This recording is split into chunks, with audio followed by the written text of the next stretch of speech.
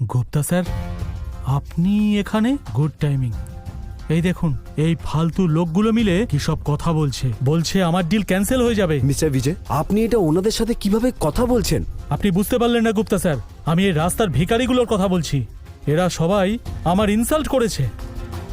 বাবা, তুমি ওদের এগেইনস্টে পুলিশ কমপ্লেন করে দাও। ওরা সবাই ফ্রড এখানে। How dare you! তুমি কি আদৌ জানো যে এনারা কে? কি হয়েছে? আমি কি করলাম? তুমি জানো না যে তুমি কার বিষয়ে কথা বলছো? হ্যাঁ স্যার, জানি। এ একটা সাধারণ ইন্স্যুরেন্স এজেন্ট, আর এটা ওর বউ, যে একটা সাধারণ হোম কিচেন চালায়। স্যার, এরা আমাদের লেভেলের নয়। আচ্ছা, তুমি তাহলে কিছুই জানো না। ঠিক আছে, আমি তাহলে তোমাকে সব বলছি। উনি গুপ্তা বাবু, ও 5,000 কোটি টাকার এই ডিলটা পেয়ে আকাশে উড়ছে। তুই কেন কথা বলছিস? দুজন বড় লোক কথা বলছে না? ওই 5,000 কোটি টাকার ডিল কমপ্লিটলি ক্যান্সেলড।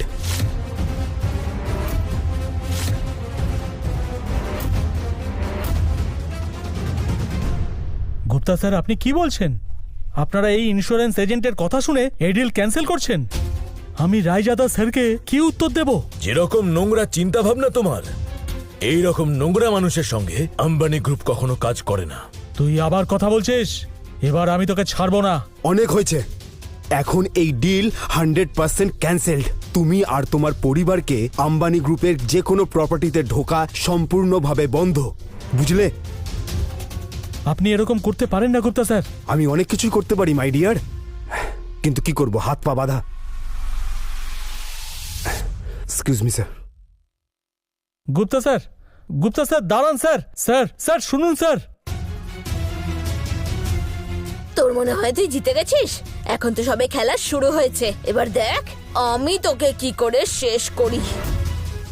আজ তোর জন্য আমাদের ফ্যামিলির 5,000 করোড় ডিল ক্যান্সেল হয়েছে। এক্সকিউজ মি আন্টি, এই ডিল ক্যান্সেল আপনাদের বিহেভিয়ারের জন্য হচ্ছে, আমার মায়ের জন্য নয়। এই কে তুমি আমাদের সবার মাঝে কথা বলছো? এখনো কিছুই শেষ হয়নি। এবার দেখো আমি কিভাবে এক এক করে তোমাদের সবাইকে শেষ করি। মা, চলো এখান থেকে। আই এম সরি মা। না বাবা, তুই নিজ ঈশান, এই ইমোশনাল ড্রামা না বন্ধ করো, আর দূরে থাকো এই মহিলার থেকে আর এই নোংরা পরিবারের থেকে। শুনে না, চলো এখান থেকে।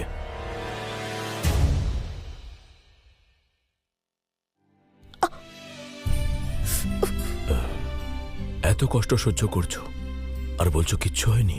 কষ্ট আবার কিসের? ওরা তো আমারই ফ্যামিলি। ফ্যামিলি কখনো কষ্ট দেয় না। চমৎকার, তুমি ওদের ব্যাপারে এত কিছু ভাবছো, ওরা তোমাকে একটুও সম্মান দেয় না? আমারই কোনো দোষ হবে হয়তো, সেই জন্য এরকম ব্যবহার করে। ওদের কোনো দোষ নেই। ওদের দোষ আছে। ওরা তোমাকে একটুও সম্মান করে না, তোমার স্যাক্রিফাইসের ব্যাপারে একটুও ভাবে না, ঘেন্না করে তোমাকে। তুমি জানো, যখন গুপ্তা বাবু ওদের ডিল ক্যান্সেল করে দিল তখন খুব খারাপ লাগলো, খুব গিল্টি ফিল হলো যে আমার জন্য এই ডিলটা ক্যান্সেল হয়ে গেল। কত পরিষ্কার মন তোমার।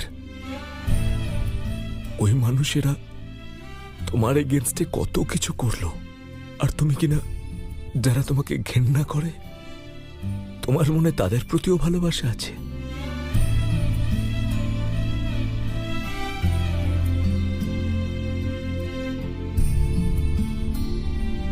তোমার এই বিষয়টাই আমার মন ছুঁয়ে গেছে। আরে তুমিও তো বড্ড বেশি ভালো। প্রত্যেকবার সব সময় আমার সঙ্গ দাও, আমাকে রেসপেক্ট করো। সেটা এই জন্যই যে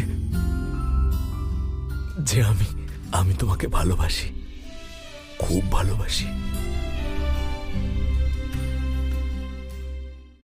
একটা কথা বলবো, আমিও তোমায় ভালোবেসে ফেলেছি।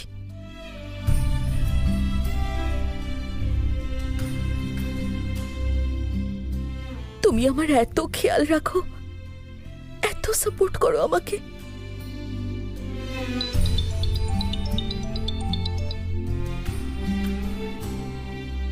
হ্যালো, কি এত তাড়াতাড়ি? কি হয়েছে? কোনো সমস্যা হয়েছে? আমার মিহির দাদা আর কবিতা বৌদি আসছে, বলছে কিছু আর্জেন্ট কাজ আছে। তোমার এক্সপ্রেশনে মনে হচ্ছে এটা ভালো খবর নয়। ওরা যখনই আসে সাহায্য চাইতে টাকা চাইতেই আসে। গতবারও আমার বাবার বাড়িটা রিপেয়ার করার জন্য 1,00,000 টাকা নিয়ে গেছে। তুমি চিন্তা করো না, আমরা একসাথে সব সলভ করে দেব।